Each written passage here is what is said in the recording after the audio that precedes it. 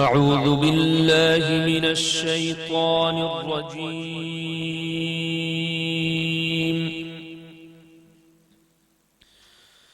بسم الله الرحمن الرحيم.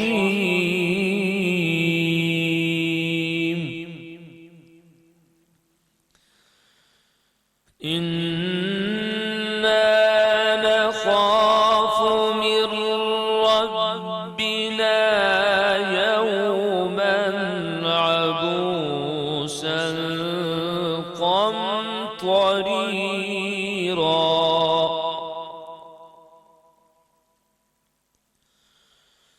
فوقاهم الله شر ذلك اليوم ولقاهم نضرة وسرورا.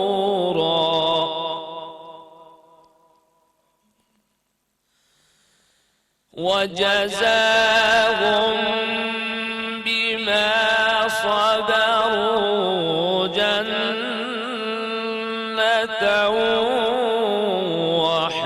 وحريرا.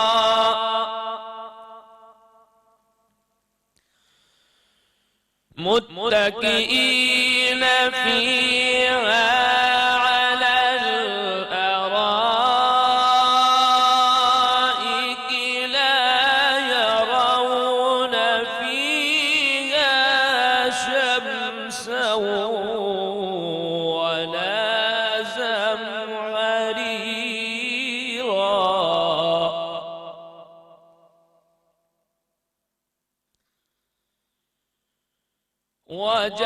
وجزاهم بما صبروا جنة وحريرا.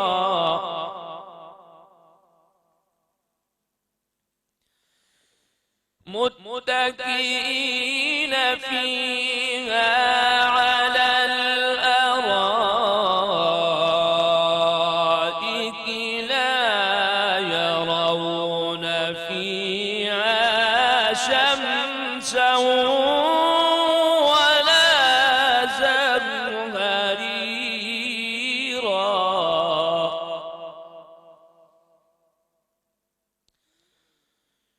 ودانية عليهم ظلالها وذللت قطوفها تذليلا.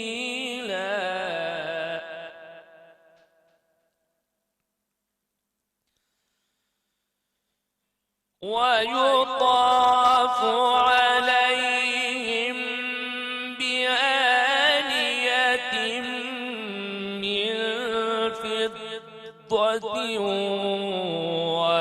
وأكواب كانت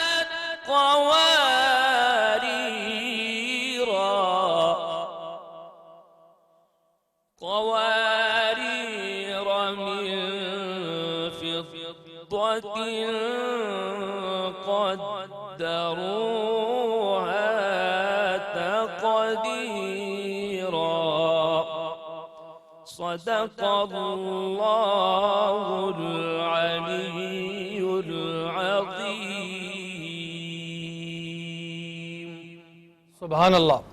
اعوذ باللہ من الشیطان الرجیم. بسم اللہ الرحمن الرحیم. باران رحمت. آج نیوز کی سحری ٹرانسمیشن میں میں ہوں آپ کا میزبان سید شہریار آصم.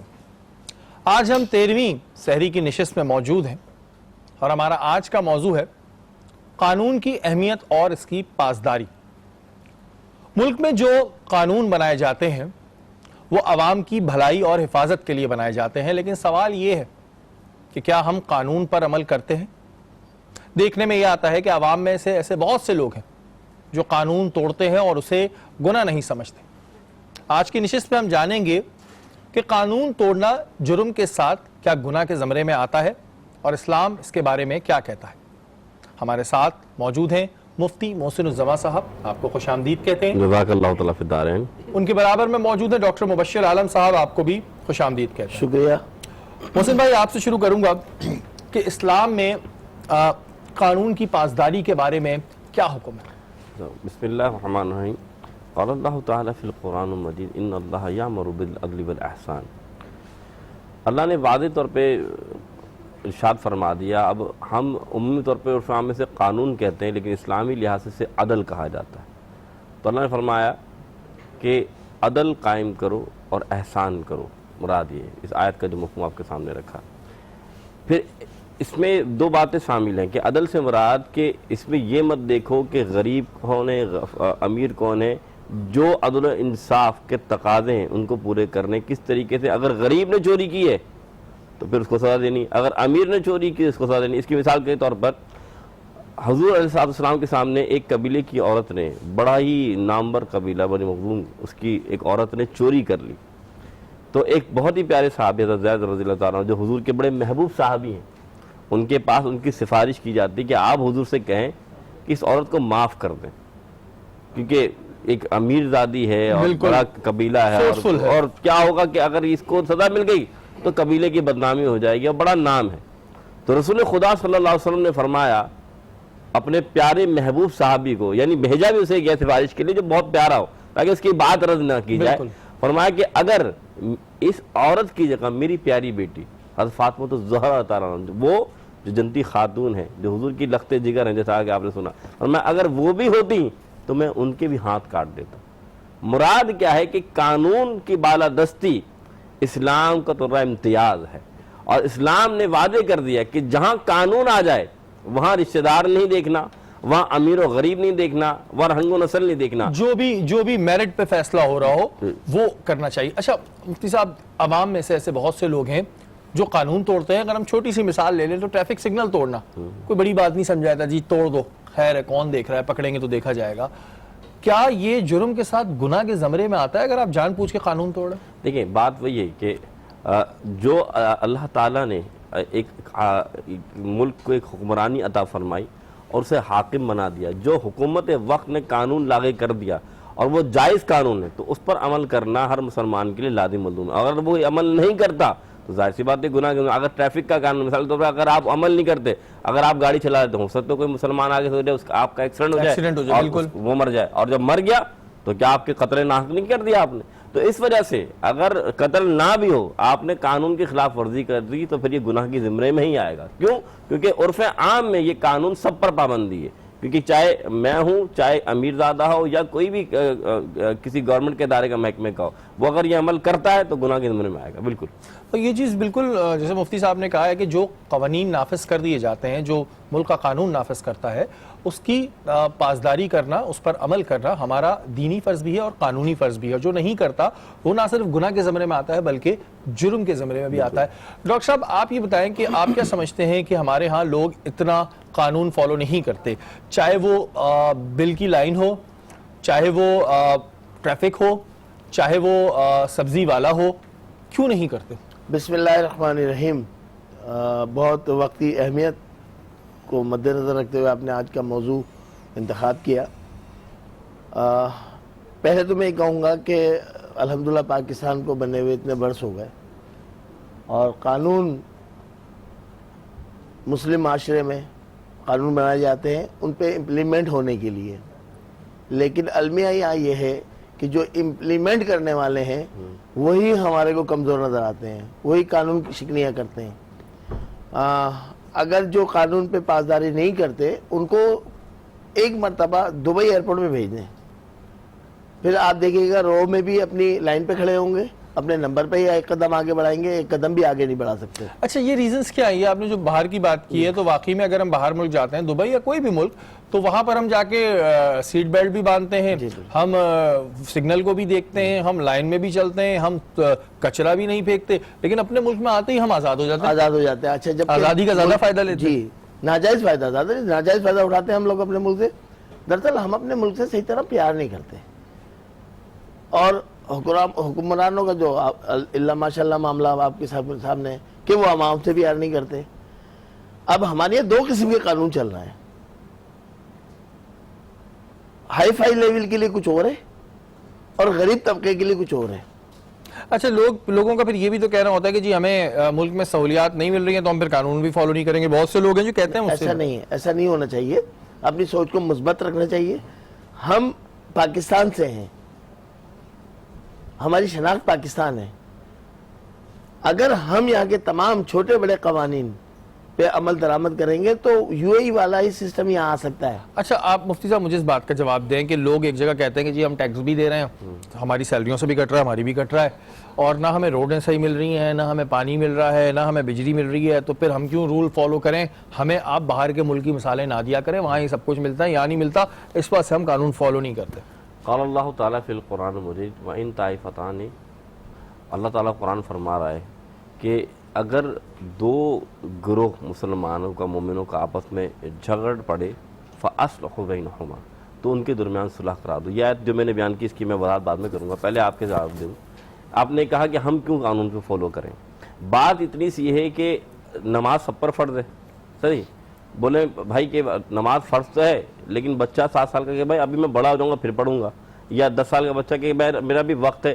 اسی طریقے سے قانون پہ عمل کرنا جب سب پر فرض ہے تو اس پہ یہ نہیں دیکھا جائے گا کہ میرے ساتھ جو ہے حکومت کیا کر رہی ہے, بلکہ آپ خود اپنے یعنی حاکم ہیں اپنی ذات کے, آپ خود جواب دیں اپنی ذات کے. تو اگر آپ عمل کرتے ہیں تو قانون پر عمل کرنا یہ نہیں سمجھے کہ آپ کو صرف ادھر جواب دینا پڑے گا, اس کے اوپر رب بھی تو ہے. اگر آپ نہیں کرتے تو کیا رب آپ کو نہیں دیکھ رہا؟ اچھا لوگ کہتے ہیں جی خربوزے کو دیکھ کے خربوزہ رنگ پکڑتا ہے, اور وجہ یہ ہے کہ جی ہم سے جو ہائی فائی ہے, وہی والی بات جو ڈاکٹر صاحب نے کی تھی کہ جی بڑا آدمی قانون توڑا ہے تو یہ کہ سارے قانون غریبوں کے لیے تھے. جب ہم کسی کو پکڑتے ہیں تو عموماً لوگ یہ الفاظ کہہ دیتے ہیں, چاہے وہ منشیات ہی کیوں نہ بیچ رہا ہو, کہ سارے قانون کے آپ کو ہمارے لیے یاد آتے ہیں. نہیں, یہ بات آپ نے صحیح کہ بھائی سارے قانون, اگر غریب یہ کہہ رہا ہے کہ بھائی ٹھیک ہے ہمارے لیے قانون ہے, لیکن بات یہ نہیں ہے. بات یہ ہے کہ ہمیں اللہ اس کے رسول کو قانون جو اللہ تعالیٰ نے بنایا اللہ کو رب کو راضی کرنا ہے. لیکن میں آپ کو جو میں نے آیت میں کہ وَإِن طَائِفَتَانِ مِنَ الْمُؤْمِنِينَ, کہ اللہ تعالیٰ فرما رہا ہے کہ مومن اگر آپس میں جھگڑ پڑے ہیں تو پھر ان کے درمیان صلح کرا دو. اس سے مراد یہ ہے کہ جو قانون بنانے والے نا, اگر آپ دیکھیں کہ ہوتا یہ ہے کہ جو ابھی شیخ صاحب نے ایک بات کہی کہ کوئی اگر جھگڑتا ہے تو ہم دیکھتے ہیں اثر و رسوخ والا کون ہے, ہم اس کے ساتھ ہو جاتے ہیں. قرآن فرما رہا ہے اگر مسلمان لڑ پڑے آپس میں تو ان کے درمیان صلح کرا دو, اور اگر ان میں سے کوئی ایک غلط راستے پر ہے اور وہ بات نہیں مرتا تو پھر کیا کرو, سارے مل کے اس کے ساتھ جنگ کرو. اچھا مجھے یہ بتائیں کہ اسلامی قانون اور آج کے قانون میں کیا فرق دیکھ رہے ہیں؟ بہت فرق ہے. اسلامی قانون میں تو حق یہ تھا, حضرت عمر فاروق رضی اللہ عنہ کا عدل و انصاف آپ کے سامنے ہے, لیکن میں آپ کے بتاؤں کہ جو عادل تھا اس کا حال کیا تھا. حضرت صدیق رضی اللہ تعالیٰ عنہ جب امیر المومنین بنے, خلافت کی مسند پر بیٹھے, تو ہر خلیفہ سے پہلے جو دوسرا جب خلیفہ بننے والا وہ سیکھتا تھا کہ ان کا کردار و افکار کیا تھا.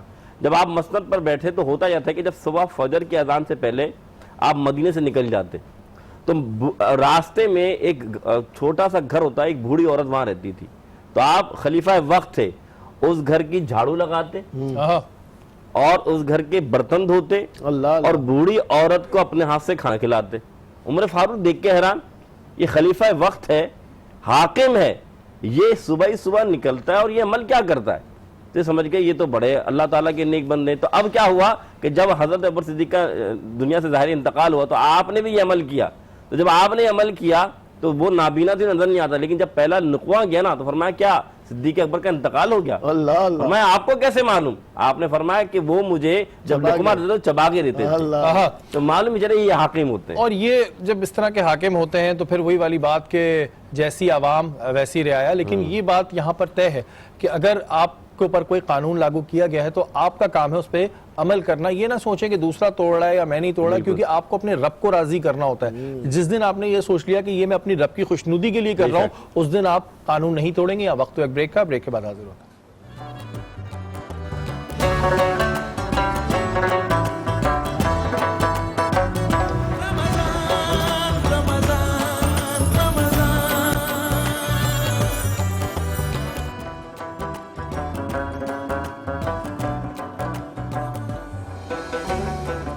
باران رحمت آج نیوز کی سحری ٹرانسمیشن میں ایک بار پھر آپ کو خوش آمدید کہتے ہیں, اور ہمارا آج کا موضوع ہے قانون کی اہمیت اور اس کی پاسداری. ابھی ہمیں اسٹوڈیو میں جوائن کیا ہے S S P asset Ghulam اصفر میسر صاحب نے. السلام علیکم. وعلیکم السلام. اصفر بھائی سب سے پہلے تو بہت بہت شکریہ, کیونکہ آپ اس وقت بڑا آج کل آپ لوگوں کا شیڈول جو ہے وہ ٹف ہوتا ہے, لیکن اتنے ٹف شیڈول میں سے آپ نے ہمیں جوائن کیا. اصفر بھائی مجھے یہ بتائیں کہ کوئی بھی تہوار ہو, چاہے وہ رمضان المبارک کا ہو یا کوئی بھی اسلامی تہوار ہو, پولیس بڑا بزی رہتی ہے, اور ابھی جیسے کہ رمضان المبارک کا مہینہ چل رہا ہے, تو کیا آپ لوگوں کی ورکنگ چل رہی ہے؟ ورکنگ تو دیکھیں جو روٹین میں ہماری ڈیوٹی ہوتی ہیں وہ ملٹیپل ہو جاتی ہیں رمضان میں یا جو اور ہمارے اسلامی مہینے ہیں. رمضان شریف چونکہ ساری رات آلموسٹ کراچی کے اندر لوگ جاگتے ہیں اور سحری کر کے پھر سوتے ہیں صبح کی نماز پڑھ کے, اور وہ پھر ہماری ساری ڈپلائمنٹ رات کی بھی ہوتی ہے. پھر دن میں ہمارے باقی اور جو ریکوائرمنٹس ہیں, کورٹس ہیں یا جو مارکیٹس کھل جاتی ہیں یا دفاتر کھل جاتے ہیں, تو راؤنڈ دی کلاک پولیس کو جو ہے وہ کام کرنا پڑتا ہے. تو اس کے لیے ہم اسپیشل ڈیوٹیاں لگاتے ہیں, شفٹ سسٹم چلاتے ہیں, اور برڈن جو ہے وہ اوور آل بڑھ جاتا ہے پولیس پہ. لیکن ہمیں پتہ ہوتا ہے پورا سال ہم اس کے لیے ٹرینڈ بھی ہوتے ہیں اور تیار بھی رہتے ہیں. ہمیں پتہ ہوتا ہے کہ ایک مہینے کے اندر ہم نے ڈبل ڈیوٹیاں دینی ہیں, شفٹنگ کرنی ہے, اور اس مہینے کو جتنا ہم پورا من بنا سکتے ہیں ہم بنائیں, تاکہ اس میں مسلمانوں کے جذبات بھی بڑے ہائی ہوتی ہیں اور ان کو ہم مکمل ایک موقع فراہم کرتے ہیں کہ وہ بلا خوف و خطر اپنے اللہ تعالیٰ کی جو عبادت ہے وہ اس میں مشغول رہیں, اور اپنے لیے, ملک کے لیے, قوم کے لیے, ہمارے لیے, سب کے لیے دعائیں کریں. تو کوشش یہی ہوتی ہے کہ 30 دن تک یہ سلسلہ چلے اور فائنلی عید کے دن تک ڈیوٹی کر رہے ہوتے ہیں, عیدیں خوشی سے کریں. اور اس میں ہمارا رول پورے ڈپارٹمنٹ کا جو ہے وہ نہ روزانہ بیس پہ بلکہ ہر گھنٹے کے حساب سے ہماری. میں نے اسی وجہ سے یہ بات کی تھی کہ بڑا ٹف ہوتا ہے, کیونکہ اسفر بھائی تراویحاں بھی چل رہی ہیں, اس کے علاوہ بچت بازار اور دوسرے بازار بھی کھل جاتے ہیں, پھر لوگوں کا برڈن 15ویں رمضان کے بعد سے اور سڑکوں پہ بھی نظر آنے لگتا ہے. اور آپ نے جو کہا کہ ڈبل شفٹ لگاتے ہیں, عید کے دن بھی ہمیں بیچارے پولیس اہلکار جو ہوتے ہیں وہ اپنی ڈیوٹی سر انجام دیتے نظر آتے ہیں.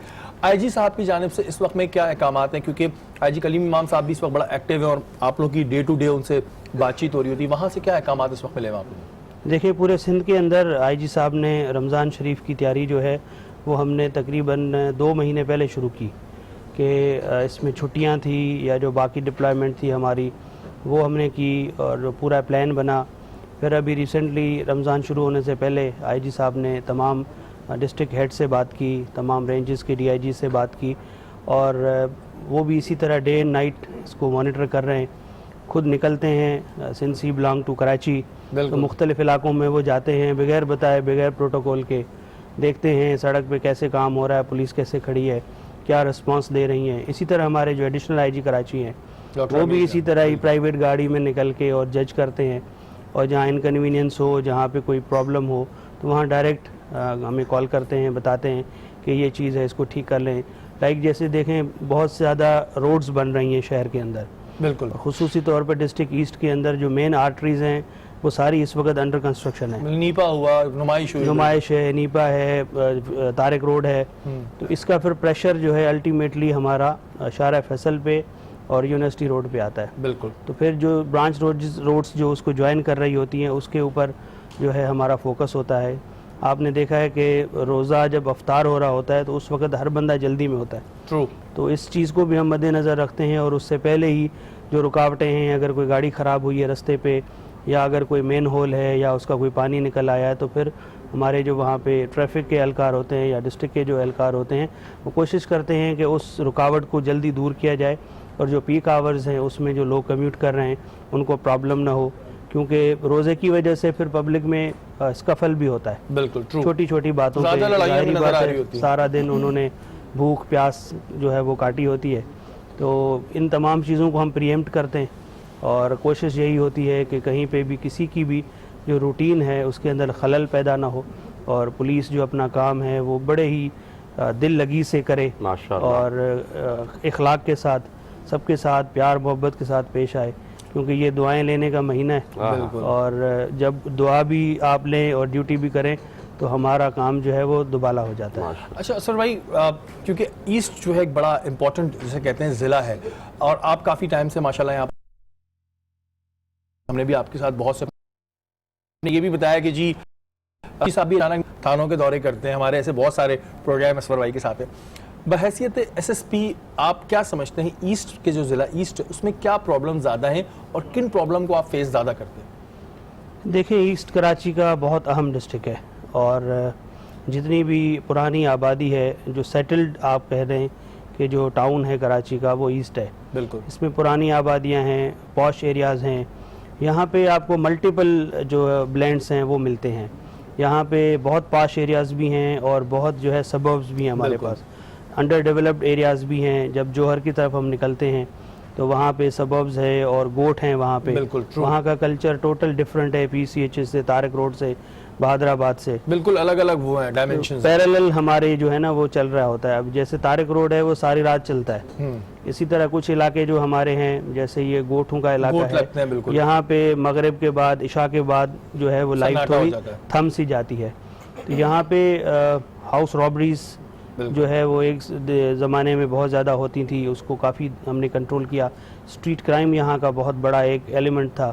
اور رمضان المبارک کے مہینے بھی اسٹریٹ کرائم بہت ہوتا ہے. اسفر بھائی سے میرے بہت سارے سوالات ہیں ابھی, لیکن اب باری ہے ہمارے اس سیگمنٹ کی جانب بڑھنے کی جس کا ہماری اس سحری سے بہت امپورٹنٹ کنیکشن ہوتا ہے, اور وہ ہے ہماری شیف شاکرہ جو ہمیں مزے مزے کے کھانے بھی کھلاتی ہیں, اور اب تک جتنے بھی مہمان آئے سب نے ان کی بڑی تعریف کی ہے. السلام علیکم. وعلیکم السلام. شہری کیسے ہیں آپ؟ اللہ کا شکر ہے, آپ کیسی ہیں؟ الحمدللہ.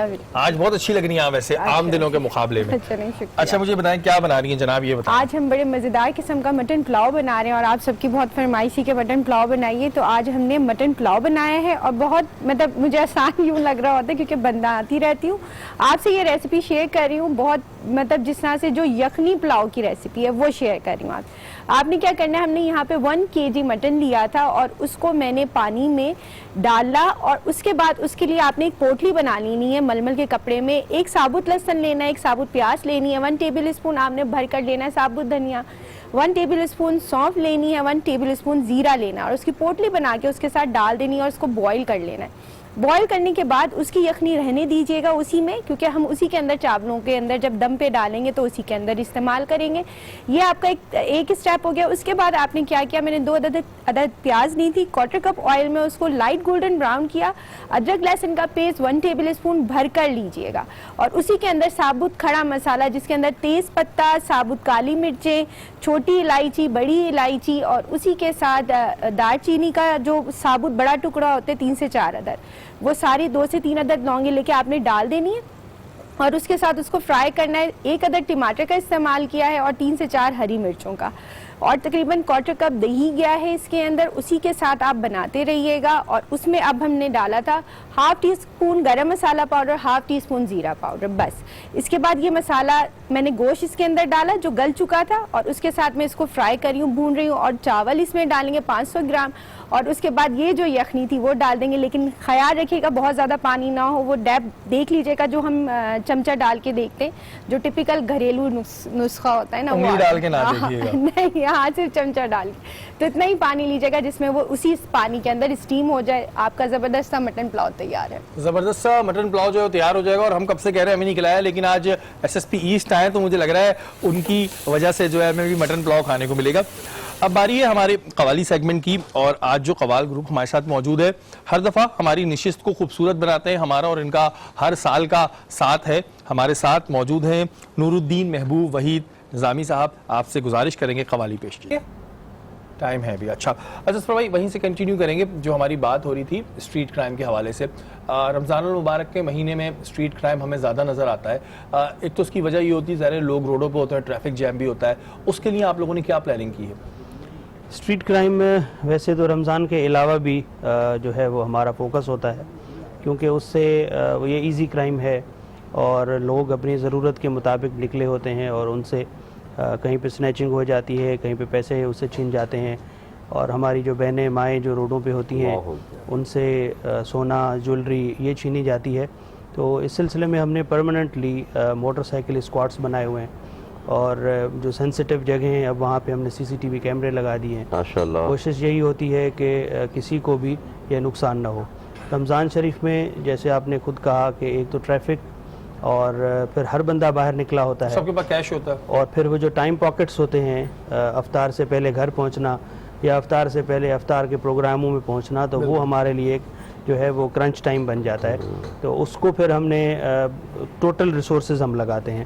اس میں ہمارے 15 کی بھی جو نفری ہے اس کو لگاتے ہیں, جو موٹر سائیکل اسکواڈز ہیں اس کو لگاتے ہیں, SHOs SDPOs, خود میں جیسے SSP لیول کے افسر خود ان اسپاٹس کو مانیٹر کر رہے ہوتے ہیں. بالکل جیسے آپ لوگوں کو ماشاءاللہ. دیکھا بھی ہے روڈ کے اوپر یہ اکثر جو آپ اپنی نفری کو چیک کرنے آتے ہیں یہ اسی بات کی وجہ سے ہوتا ہے.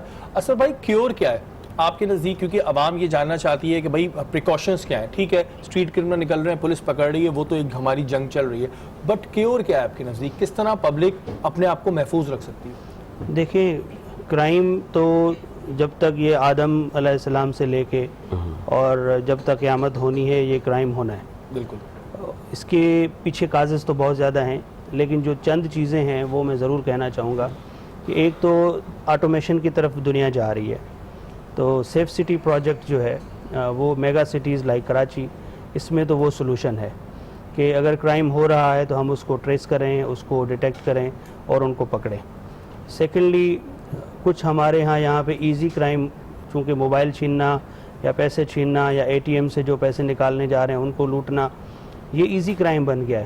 لڑکے جو بچے ہیں وہ سٹنٹ کرتے ہیں آپس میں, ایسے شغل بازی میں بھی یہ کرائم کر رہے ہیں. بالکل کچھ اس میں ایڈکٹ ہیں بچے جو منشیات کی وجہ سے کرائم کرتے ہیں. جب ان کی ضروریات پوری نہیں ہوتی, گھر والے ان کو پیسے نہیں دیتے, پھر وہ اسٹریٹ پہ آ جاتے ہیں, ان میں کوئی لحاظ نہیں ہوتا. تو اس کو روکنے کے لیے ایک تو ہمیں جو یوتھ ہے ہماری اس کو ہمیں کنسٹرکٹیو ورک کی طرف لگانا پڑے گا. بالکل انسٹیٹیوشنز کے اندر ان کو مورالٹی کے اوپر اور ان چیزوں کے اوپر ہمیں فوکس کرنا پڑے گا.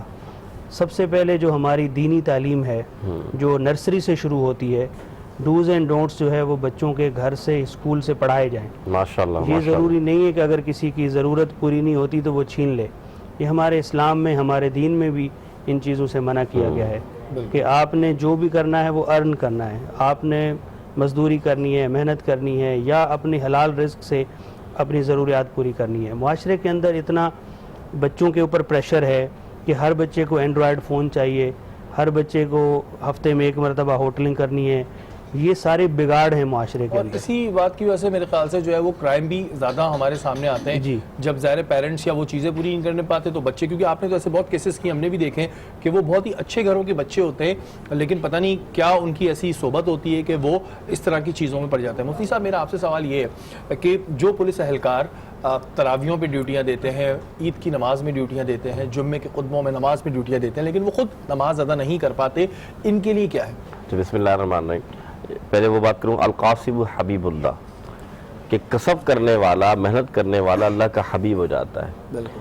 تو سب سے پہلی بات کہ یہ جو آپ نے بات کی نا کہ جو ڈیوٹیاں دے رہے ہیں یا محنت کر رہے ہیں, صحابہ کرام کے دور میں ایسے بھی صحابہ کرام تھے جو کہ جنگ خندق ہو رہی ہے یا اور کوئی جنگ ہو رہی ہے تو وہاں پر مسلمانوں کے لیے پہرا دے رہے ہیں. بالکل. اور مسلمان جو ہے وہ اللہ کے دین کو سیکھ رہے ہیں. تو رسول خدا صلی اللہ علیہ وسلم فرماتے ہیں جب کوئی مومن مسلمان اللہ کے دین کے لیے یا اللہ تعالیٰ کے دین کے قانون کو, اس کی حفاظت کے لیے لوگوں کے درمیان اور کافروں کے درمیان حائل ہو جاتا ہے اور پہرا دیتا ہے, تو جو ثواب جو مدرسے میں بیٹھ کر پڑھنے والا, جو ثواب مسجد میں بیٹھ کر قرآن پڑھنے والا, جو ثواب نماز پڑھنے والے کا نماز پڑھنے والوں کو ملتا ہے, وہی ثواب اس شخص کو ملتا ہے جو ملک کے لیے پہرا دے رہا ہو. سبحان اللہ. مراد یہ ہے کہ وہ پہرا دینے والا اس مجاہد سے کم نہیں ہے. جو مجاہد اللہ کے دین کے لیے اللہ کے گھر میں سجدہ کر رہا ہے, وہ مجاہد وہاں میدان کارزار میں کافر کے سامنے یا میدان کارزار میں اس کے سامنے جو اللہ کی دین کے خلاف یا ملک کے قانون کے خلاف ہے, اس کے سامنے شیشہ پلائی دیوار بن کے کھڑا رہتا ہے. تو ایسا شخص اللہ کے ہاں بھی مقبول, اللہ کے رسول کے ہاں مقبول. تو آپ نے جو بات کہی نا کہ اس کا عمل کیا ہے, دیکھیں عبادت کا ثواب اسے بھی ملنا ہے. نماز پڑھنا تو ظاہر سی بات اس کے لیے اس کے اپنا ذاتی فعل وہ عمل کرنا لازم ہے. ایسا نہیں کہ نماز نہیں پڑھے گا تو اس کی چھوٹ ہو جائے گی, لیکن جو لوگ نماز پڑھ رہے ہیں اور ان کی حفاظت وہ کر رہا ہے, یا جو لوگ تراویح پڑھ رہے ہیں ان کی وہ حفاظت کر رہا ہے, یا جنہوں نے روزہ رکھا ہے وہ ان لوگوں کی حفاظت کے لیے کام کر رہا ہے, تو یہ تمام کا تمام ثواب اس شخص کو ملے گا جن کی حفاظت کر رہا ہے. بالکل. اچھا ڈاکٹر صاحب ایک چیز ہمارے یہاں آتی ہے کہ ہم پولیس کی برائیاں بہت کرتے ہیں, نظر آتی ہیں, ہائی لائٹ بھی کر رہے ہوتے ہیں, لیکن ہمارے یہاں عوام بھی, جیسے کہ میں نے اپنے سٹارٹنگ میں کہا تھا کہ قانون کی پاسداری نہیں کر رہے ہوتے, قانون توڑنے کو غلط نہیں سمجھ رہے ہوتے. آپ کیا سمجھتے ہیں اس کی کیا وجہ ہے کہ لوگ اس چیز کو اب گناہ کے زمرے میں بھی نہیں لے رہے ہیں, اور پھر جو بیچارہ پولیس اہلکار اپنی ڈیوٹی کر رہا ہوتا ہے اس سے بھی ہم اکثر دیکھتے ہیں کہ بدتمیزی کر رہے ہوتے ہیں؟ بالکل. بسم اللہ الرحمن الرحیم. دیکھیں وقت کی اس وقت ضرورت تھی جس موضوع کا آپ نے انتخاب کیا ہے, اور سر کو جو بلایا آپ نے، تو یہاں یقیناً ہر ڈپارٹمنٹ میں کوئی نہ کوئی غلطیاں ہوتی ہیں، کچھ نہ کچھ، سب اچھے نہیں ہوتے، سب دودھ کے دلہے نہیں ہوتے. ہم این جی اوز میں تو ہمارے یہاں بھی بہت کرپشن ہے، بہت معاملات ہیں، مختلف نام کے جو ہے نا یہ ہو جاتے ہیں. اب جو ڈیوٹی دے رہے ہیں دراصل ہمارے معاشرے سے احساس ختم ہو رہا ہے، بہت تیزی سے ختم ہو رہا ہے.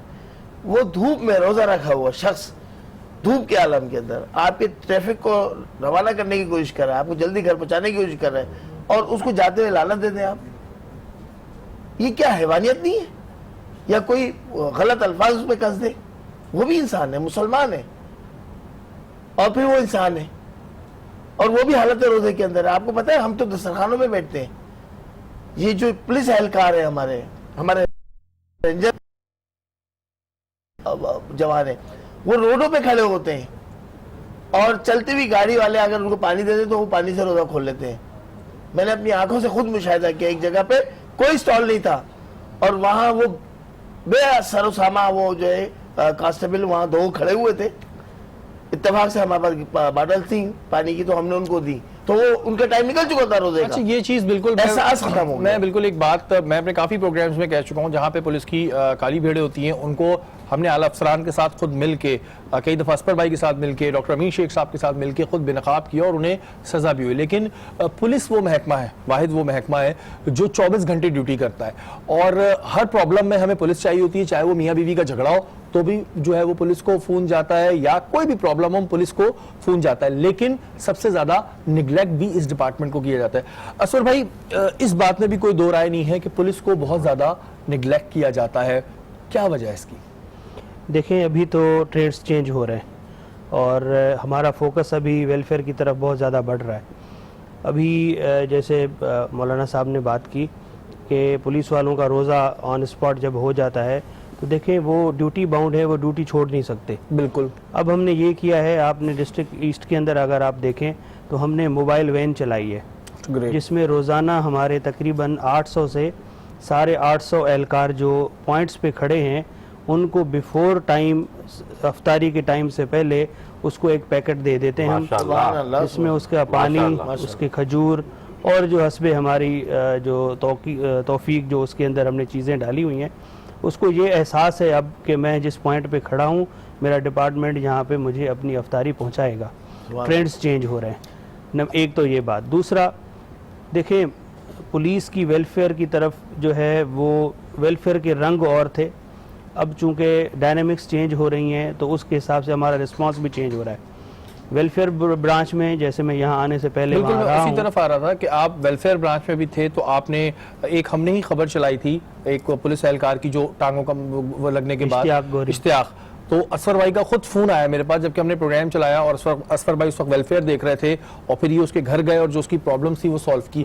تو سر ویلفیئر کے حوالے سے ابھی جب آپ تھے اس وقت آپ نے کیا چینجز دیکھی اور کیا ایسے کام کیے گئے؟ ابھی ہم نے دیکھیں جو میجر ایشو ہیں ہمارے فورس کے ہم ان کو ایڈریس کر رہے ہیں. سب سے پہلے ہم ایجوکیشن کے اوپر فوکس کر رہے ہیں. ہمارے جو جوان ہیں ان کے بچوں کے ایجوکیشن کے لیے ابھی ہم نے 10 سے زیادہ اسکول سسٹم کے ساتھ ایم او یو کیا ہے کہ جس میں وہ ہمارے سپاہیوں کے بچوں کو فری آف کاسٹ ایجوکیشن دیں گے. اسی طرح ہم نے آئی جی صاحب نے ابھی اسکالرشپس دی ہیں جو بورڈ میں 1st, 2nd, 3rd پوزیشن لیتے ہیں. ابھی ایک لاڑکانہ کے پولیس اہلکار کے بچے کو 5 لاکھ روپے انعام دیا گیا ہے اسکالرشپ کے طور پہ. اسی طرح جو باقی ہمارے ویلفیئر کے پروجیکٹس ہیں، شادی گرانٹ ہم نے بڑھائی ہے کہ اگر پولیس اہلکار دوران سروس یا اس کے بچوں کی اگر شادی ہوتی ہے تو 2 بچوں کو ہم 1 لاکھ روپیہ دیتے ہیں. اسی طرح میڈیکل کے اس میں میڈیکل ہمارا بڑا ویک پوائنٹ رہا ہے بالکل، کیونکہ ہمارا پولیس کا الگ ہاسپٹل نہیں ہے اور بڑے بڑے ہاسپٹلس کے اخراجات سپاہی بیچارہ کہاں سے دے. تو میں آپ کو یہ ضرور بتانا چاہوں گا کہ 1 سال کے اندر ہم نے تقریباً 4.5 کروڑ روپے آغا خان اور ساؤتھ سٹی ہاسپٹل میں جتنے بھی گن شاٹ اور جو روڈ کے انجرڈ ہمارے پاس آتے تھے ان کو آغا خان اور ساؤتھ سٹی میں ہم نے ان کا علاج کرایا ہے. اور سارا یہ پولیس ڈپارٹمنٹ نے ان کا علاج دیا ہے۔ بالکل جی، اور بھی ویلفیئر کے حوالے سے جو ہے وہ کام ہو رہے ہیں، کیونکہ میں نے بھی خود آپ کو صبح بتایا کہ جب ہم نے پروگرام کیا تو اسفر بھائی کی خود کال آئی اور اس کے بعد اس کے اوپر فیصلہ ہوا ہے، اور حکومت کو بھی چاہیے کہ پولیس ڈپارٹمنٹ کو اور مضبوط کرے، چاہے وہ ان کی تنخواہیں ہوں، چاہے وہ ان کا رہنا ہو، چاہے وہ ان کی تعلیم ہو، کیونکہ یہ ڈپارٹمنٹ بہت امپورٹنٹ ہے۔ اگر اس کو نیگلیکٹ کیا جائے گا تو اور مزید خرابیاں ہوں گی۔ وقت ہوا ہے بریک کا، بریک کے بعد حاضر ہوتا ہوں۔